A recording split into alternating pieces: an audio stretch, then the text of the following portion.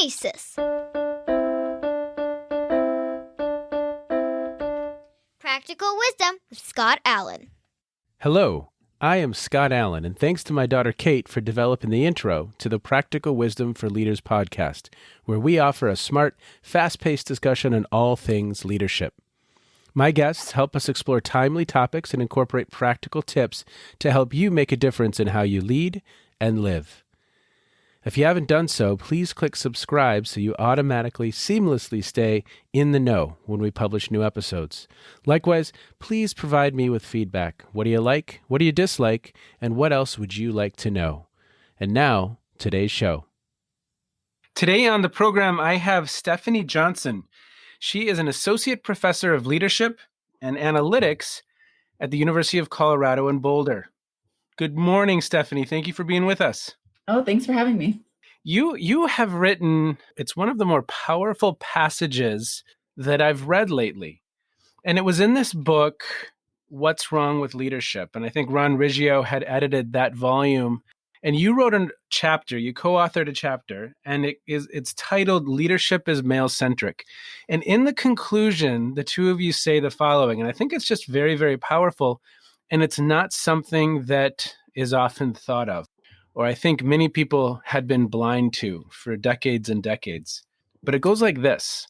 The data used to derive most leadership theories and recommendations was collected by male researchers from male leaders, and it was analyzed and interpreted by mostly male scientists.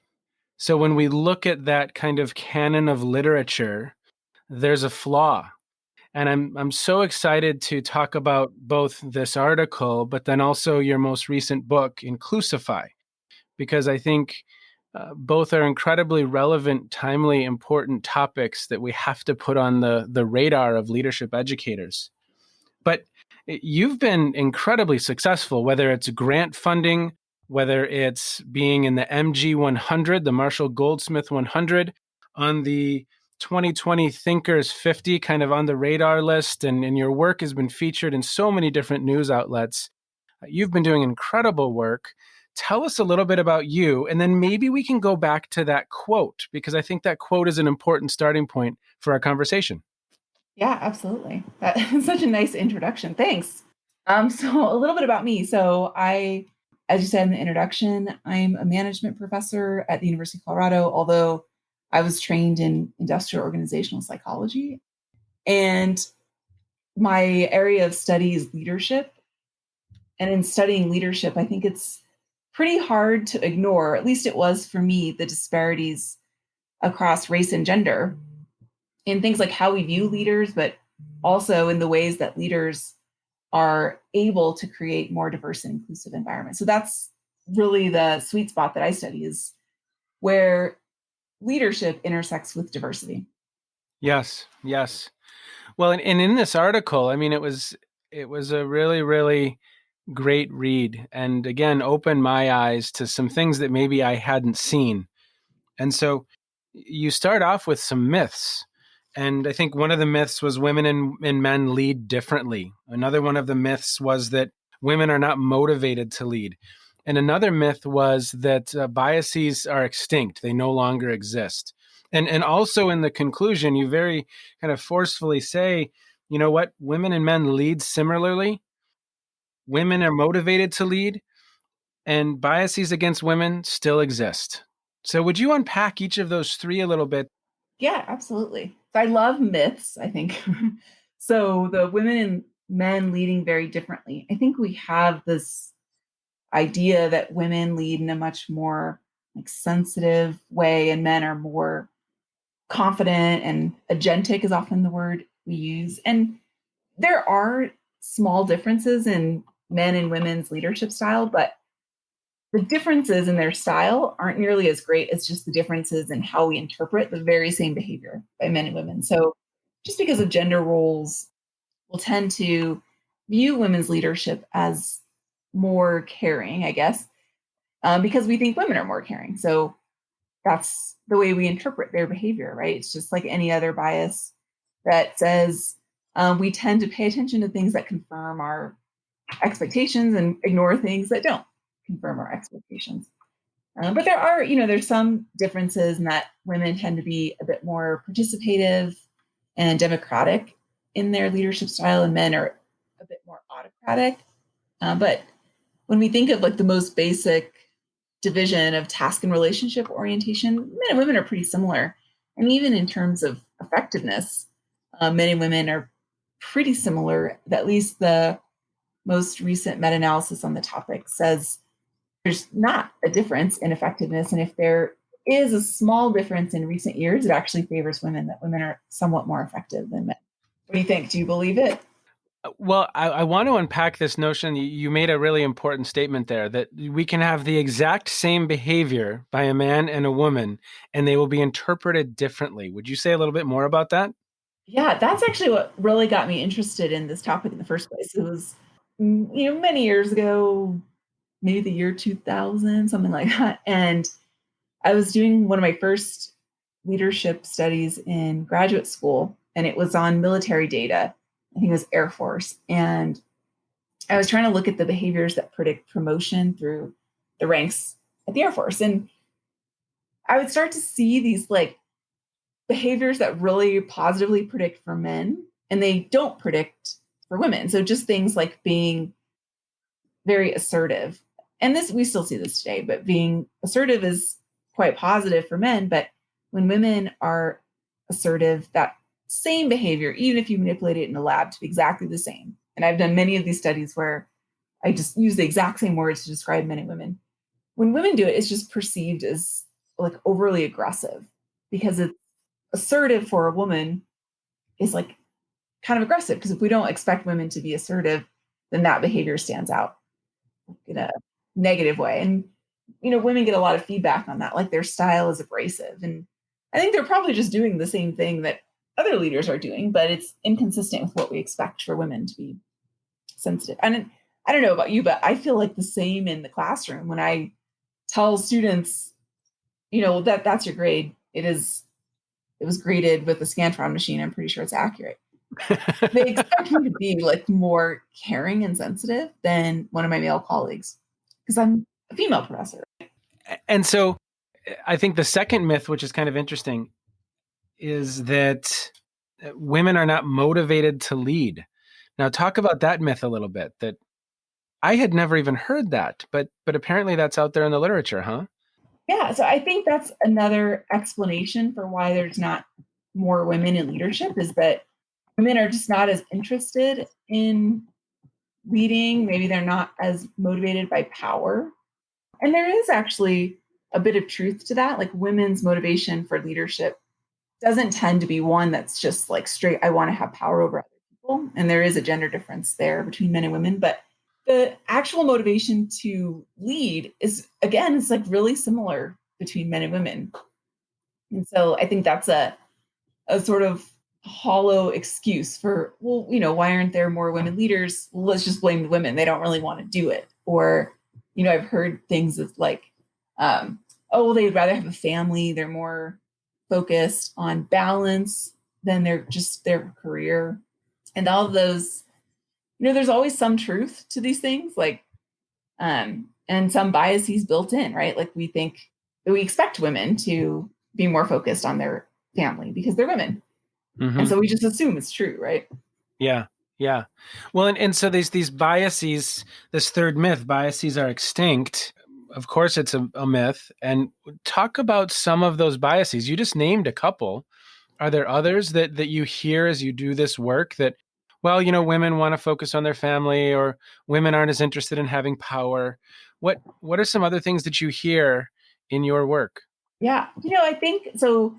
Since the Me Too movement really got, I guess, going again, I don't think that many people believe this myth that there's no bias.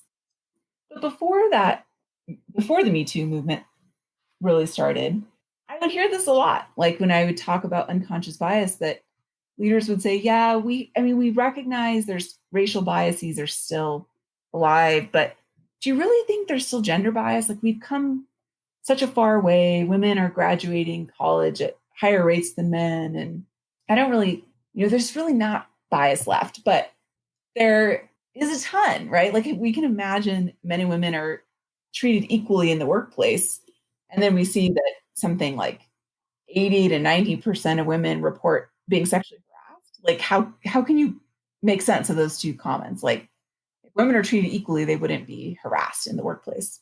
So I think Yeah. there's still a lot of, I think it's maybe kind of a desire to maintain the gender dynamic, or you sometimes say like the gender hierarchy, that many people in society still want women to be in the nurturer, family, kind of stay at home role, and therefore find it threatening when women are powerful in the workplace or Mm. have the potential to get ahead. Like I think and it's not just men are threatened by women, but I think women too. Like women are threatened by each other if there's a particularly dominant woman. I think other women, just like other men, might feel that she's too aggressive. Sure. Sure. Well, and that brings me back to that quote that I opened up with, that I would just love to hear your opinions. How do you think the reality that most of these theories were developed by, I could just think of, Bernard Bass and transformational leadership, or Blanchard and situational leadership. I mean, a lot of these kind of foundational, Fred Fiedler, right? Contingency theory. How do you think that impacted the field? That these theories are developed by men, the research was conducted on men, the data was interpreted by men. Talk a little bit about how you think about that, because I think it's a fascinating conversation.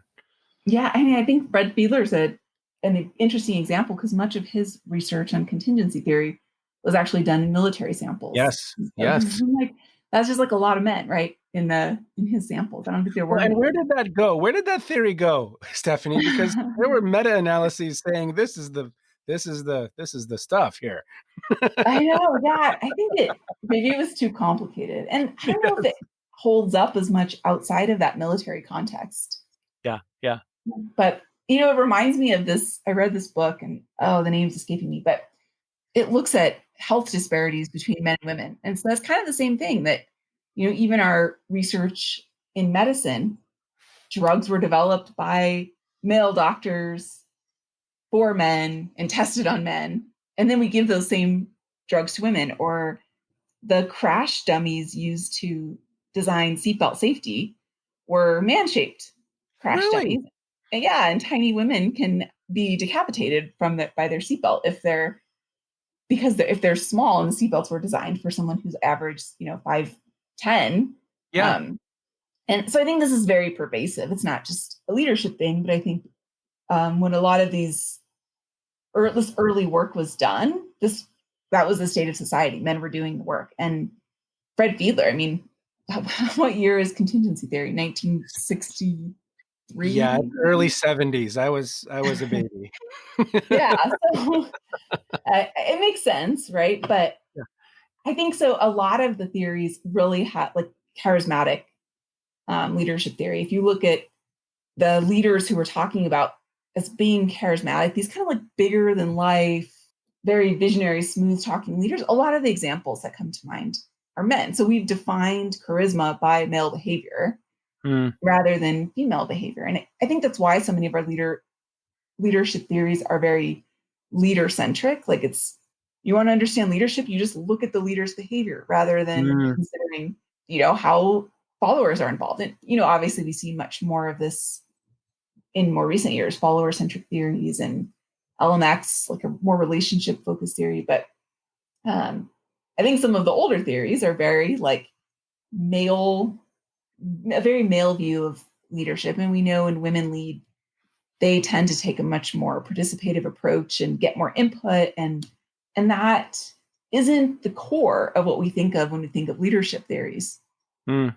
But I think it's changing. I mean, I think that's the good news. Like if you have worked with millennials, this is a bias, right? Here's my stereotypes. But recently, they want to have input. They want to have a say and they want to participate in decisions that affect them. And so, in many ways, I think as leadership evolves, it's becoming more, I guess, I don't know, feminized, less just leader centric, but more about a group dynamic. Stephanie, in all of these conversations, you were asking me before we went live about, why I started the podcast. And I think I had mentioned that I needed something to do with all of my nervous energy as we were kind of shutting everything down during the first few days of the pandemic. And I also mentioned that I've learned a lot. But a theme across many, many episodes has been this focus on the relationship between the leader and the followers. And that was not something I was expecting, but conversation after conversation. I mean, Ron Riggio just said, look, you can't have leadership without followers. It doesn't exist. It's co-created by both. And of course, Barbara Kellerman calls it the leadership system, the leader, the followers, and the context. Back to Fred Fiedler. But it's been a common theme through all of our conversations, and I think we're going to start seeing that emerge. David Day, we were speaking the other day. That podcast will go live in a couple of weeks, but he highlighted that as an opportunity that we talk about leader development. In his case, he calls it leadership development. The team and the group developing them as a whole, and that's a whole wide open space that we just haven't explored. So I think you're right. Yeah, I agree. I think you're really hitting the nail on the head that we train leaders because they're the important ones, right? But why don't we train teams when they're the ones interacting together? And we give leaders 360 feedback. Well, why don't we give that to team members? And there's, team member exchange theory. I think that's getting a little more close to what we really experience in organizations, that it doesn't do any good just to train the leader. You need to train everyone so they have a common language and understanding. And that's just a lot more effective than just doing top down. Oh, just teach the leader and the leader will transfer this information to everyone. Exactly. It's like having a baseball team and you've just trained the coach. Exactly, right? It doesn't make any sense. It makes no sense whatsoever. So let's transition the conversation into Inclusify, your new book. And I'd love to hear about maybe 2 or 3 things that you really enjoy talking about from the book. Yeah. So I think so the book really stems from this research on leadership and diversity, and probably my more recent findings in the last 4 or 5 years are that, some leaders are doing a much better job when it comes to diversity. Organizations are doing a better job. They might have systems and structures that really help create more diversity in teams. But when that diversity gets there, leaders aren't always equipped to deal with it. So they're not necessarily getting the most out of their diverse teams. And as I did my work on unconscious bias and diversity, I kept hearing these themes come up of well, we have diversity, but we also all of a sudden we have higher turnover and more conflict. And I'm not getting, all of the things that I expected, this creativity of ideas and innovation. And interacting with leaders and their subordinates, I think what it pretty much always came down to is you have diversity, but not inclusion. And so that's the point of Inclusify, is to say, okay, so diversity is good. This is a business necessity. It's an imperative. And you have to be effective at actually managing diversity and making sure that people feel like their voices can be heard. And that's where inclusion comes in. So some things I think that were interesting in terms of findings. One is, I don't know, surprised, but happy to see in my research that pretty much all leaders want to be inclusive. Huh. Have you ever met a leader who's like, no, I don't want different ideas. Even the ones who don't, right? Even the ones who they just really want to hear themselves speak, they still think that they want to be inclusive, right? Yeah, or think of themselves but then you get into, what is it, the Dunning-Kruger effect? Yes, exactly. And there's very common ways that leaders, I just call it a misstep. It's not that they are doing it wrong, but that they could use just a small pivot, and that would help them in their leadership inclusion journey. And so I think the first interesting thing is that people really want to do this, but they're making mistakes. And the second interesting thing is that, man, those mistakes are so consistent. Like I wasn't I wasn't trying to write a book. I just kept seeing these like very consistent patterns emerge. And I would think like, oh my gosh, have I interviewed you before? Or I would interview leaders and their subordinates, and subordinates would say like the exact same words about their leader. And it was these like prototypes that come up in ways that leaders who are trying to get it right just don't. Yeah. So one is focusing too much. Well, I guess maybe I should talk about the model. I use optimal distinctiveness theory, which Lynn Shore applied to inclusion. And it basically says that if leaders want to create inclusive environments, they need to make sure that people feel like they belong, like they're accepted, they're valued, but also have their uniqueness recognized. So that you want to be distinct, right? I want my uniqueness to be seen, but only to an optimal level. I don't want to be like an outcast. Yes. And so that's what the idea behind optimal distinctness theory. But in organizations for these leaders, there were some leaders who I saw were fantastic at creating belonging, and they hired on culture fit, and they built culture, and they made everyone super cohesive as long as they acted exactly the same as everyone else in their group. Wow. And that's a problem, right? Because you're not going to get different perspectives if everyone's just the same all the time. And the reality is some people aren't the same in that group. Like there's no way that everyone's identical, but they're not voicing their different views because they've been acculturated to fit in rather than stand out. Yeah. You had mentioned millennials a little bit ago, and I see some of this happening with millennials in organizational life where people understand that they need to hire a younger workforce and a dynamic workforce, but then when those people are brought into the culture, some of the old ways of being don't necessarily fit, right? So it's almost as if what I hear you're saying is some people subconsciously or consciously have the mindset of what we've hired for diversity, here we are, and then they haven't changed the culture, they haven't changed norms. People, to your point, don't necessarily feel like they fit in, and that's where the challenge occurs. I mean, would you agree that in some ways a similar thing happens with younger men and women in the workforce? Yeah, absolutely. And I think those, again, this is a stereotype, but I think millennials have been raised to think that they can be themselves, right? They expect to be able to be their unique selves and bring themselves to work. And Rightfully so, right?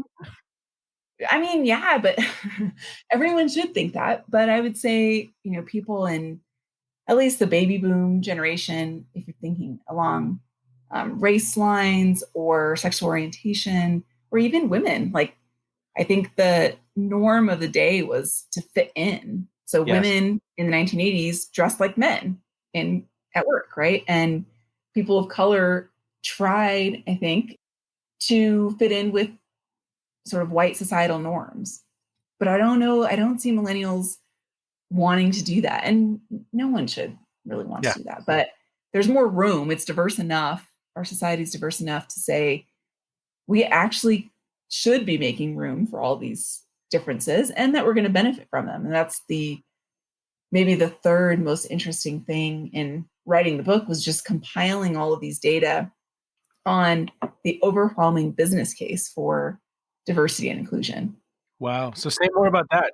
Yeah, I mean, there's tons of data on corporate boards and executive teams that having more diversity improves everything from stock prices to return on assets to innovation. Innovation's I think the biggest one, and probably explains some of the other findings. That when you have different views, you're better able to come up with novel ideas. And so in at least one study that looked at diversity of companies over time, they found that when companies became more diverse, they actually created more new products each year. And that's huge. And then we see in other studies that took it a step further and looked at innovation, that those effects for diversity are strongest in organizations that value innovation or need to be innovative. And it just makes a ton of sense, right? And like, especially, we haven't talked much about COVID other than like the kind of the reason you started this podcast. But yes. particularly, I think in this time, as everything is changing around us, we need innovation. And that means we need diversity of thought. And then we need to ensure that we're hearing those voices. And that's inclusion. Yes, for sure. What other insights did you have in the process or even after the process of publishing the book? What have you heard from others? What other insights have you had? One of the things that stands out is a lot of people who have read the books or the book, friends of mine or, acquaintances, have reached out to say, oh my gosh, I am one of these people who think I'm doing a good job at diversity or inclusion, and I'm not. Like I've been doing it wrong. So I think that's been interesting. Like, for example, some women have reached out. There's little prototypes, right? The leader who's very strong on culture, but not uniqueness is a culture crusader. And there's lots of men who see themselves, yeah, I am a culture crusader. But more surprisingly, there's women who reached out and said they are a team player, which is the kind of female version of a culture crusader, who isn't necessarily like what we call a queen bee. They're not trying to hurt other women, but they certainly aren't making space to bring other women with them because they have this feeling of, I made it, it must be possible to make it. And if you're not making it, that's on you. Wow.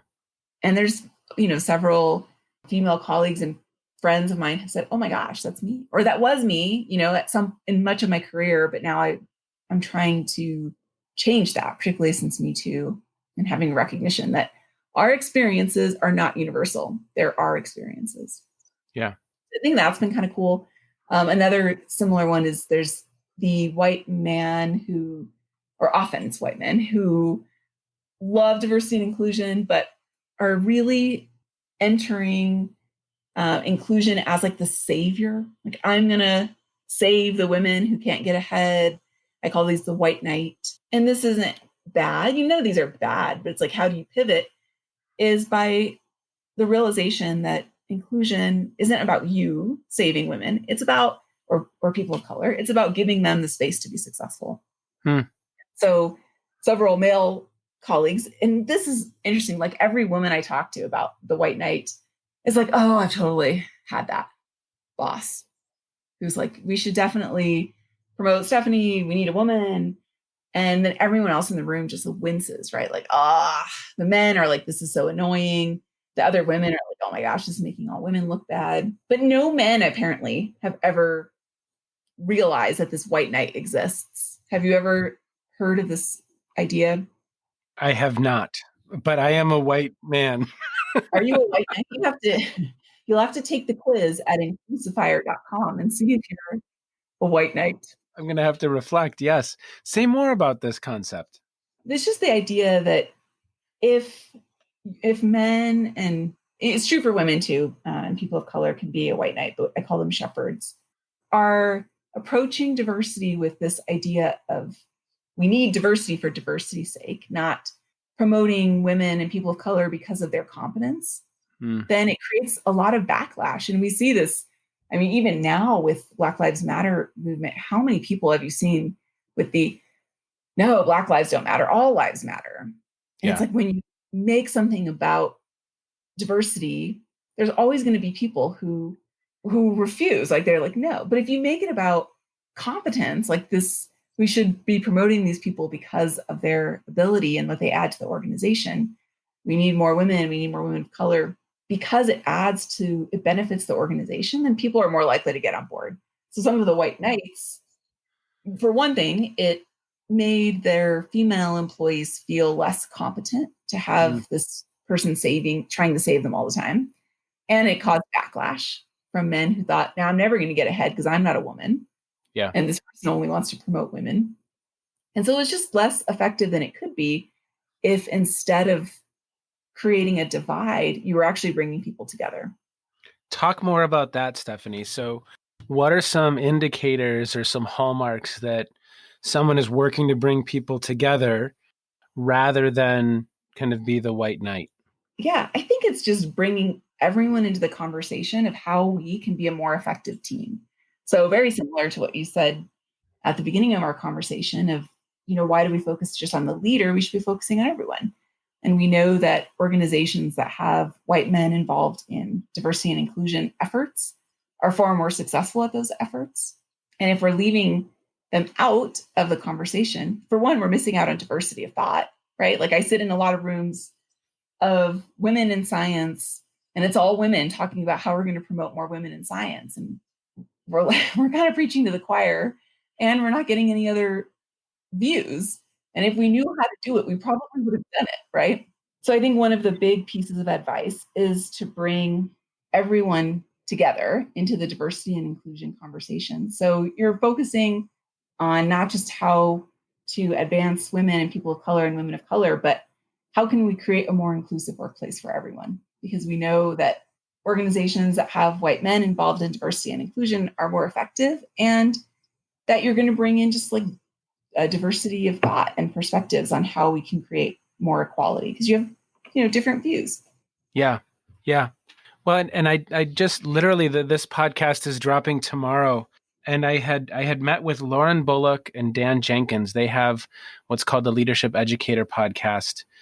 And Lauren had a really nice, because I basically said to them, I said, so what gaps are you seeing? And they kind of started talking about this as a potential opportunity, because this topic, because there isn't a lot out there. I mean, your work, and of course there's the work of Barbara Kellerman and Alice Eagley and some others that have written in this space. Julie Owen has a new book called We Are the Leaders We Are Waiting For.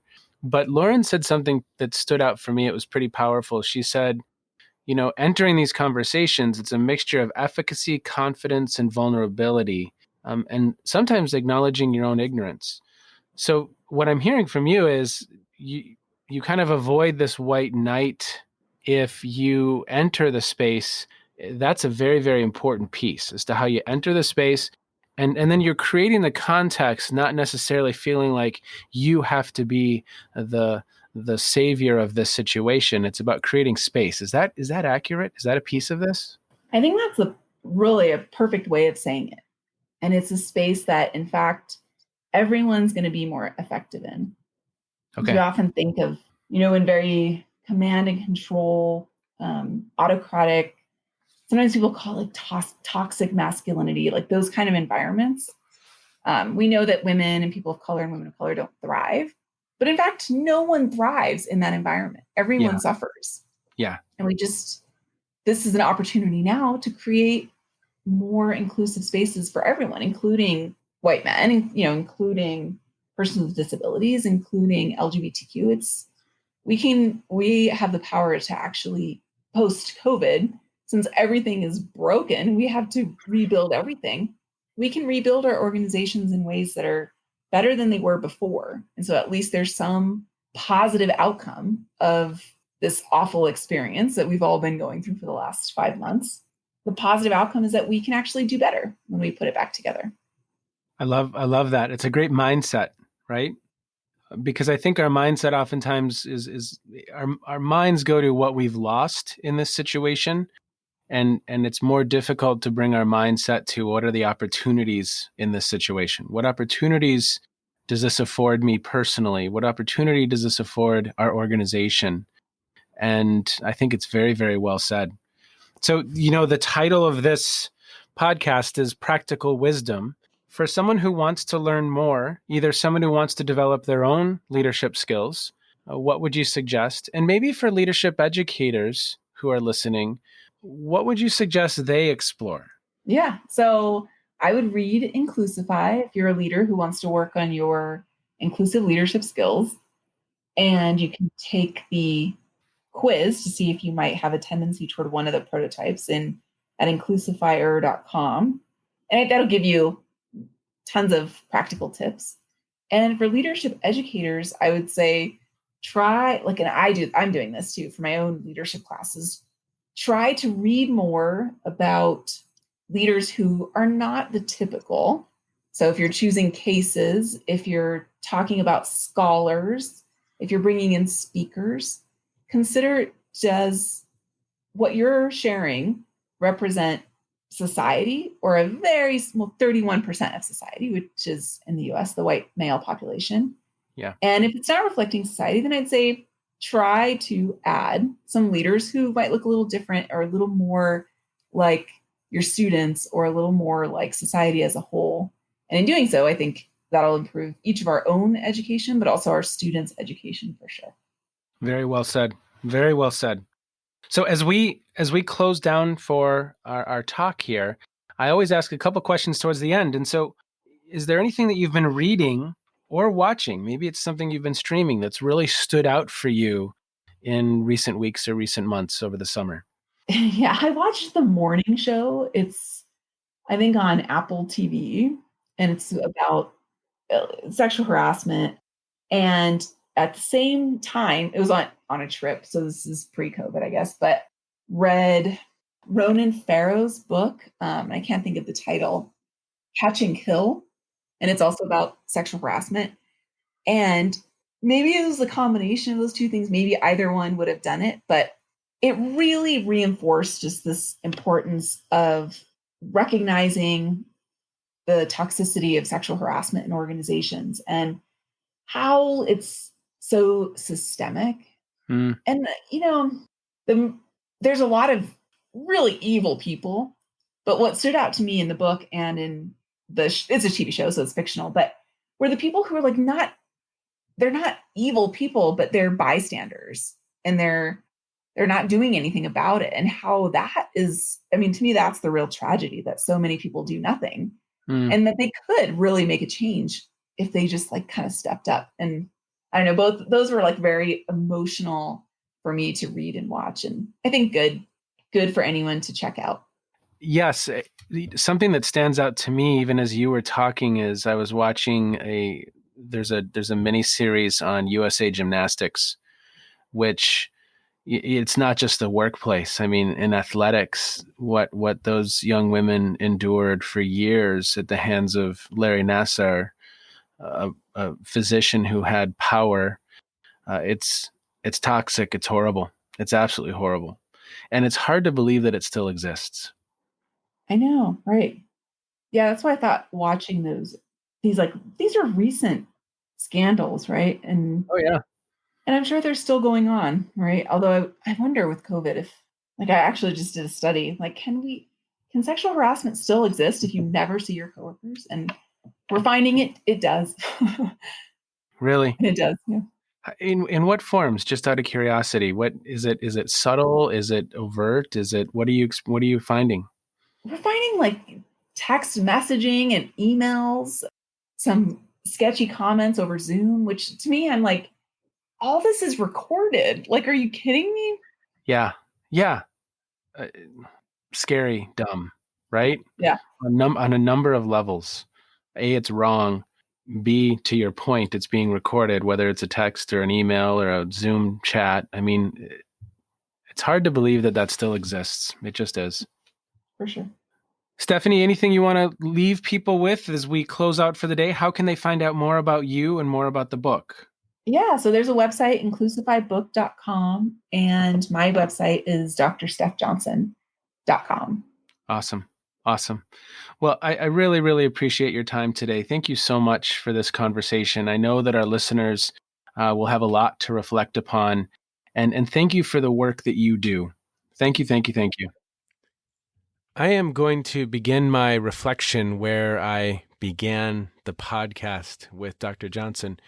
The quote that in her article that really stood out for me: the data used to derive most leadership theories and recommendations was collected by male researchers from male leaders, and it was analyzed and interpreted mostly by male scientists. There's an opportunity there. There's an opportunity there. And if you believe the research that suggests, Dr. Johnson said there's a ton of data on corporate boards, executive teams, having more diversity helps stock prices, return on assets, helps innovation. So there's an opportunity. There's an opportunity not only in our scholarship, but there's an opportunity in organizational life as well. And there's an opportunity to create environments that are not only diverse, but inclusive. And I think that is the whole purpose of her book. It's about not only bringing together diverse sets of individuals, but then making sure that everybody feels heard, that everybody feels valued, that the culture appreciates what it is they bring to the team. When suggesting what we can all do, I thought she had some great points. She said, you know what? White males make up about 31% of society. So as educators, when you're choosing cases, when you're choosing stories, are you expanding beyond that 31%? And I think that's something that each one of us can reflect upon. I think it's an opportunity, and I think it's an important point to think about. As always, be well. Take care. You have been listening to the Practical Wisdom for Leaders podcast. If you liked what you heard, please share it with others and let them know what we're up to. And one last quick reminder to click subscribe so you know when we publish new episodes. And of course, we'd love to hear your feedback. You can stay in touch with me by visiting www.scottjallen.net or any number of social media platforms. Be well, be safe, and make a difference wherever you are on this beautiful planet. And now, here's Kate's twin sister, Emily, with the outro.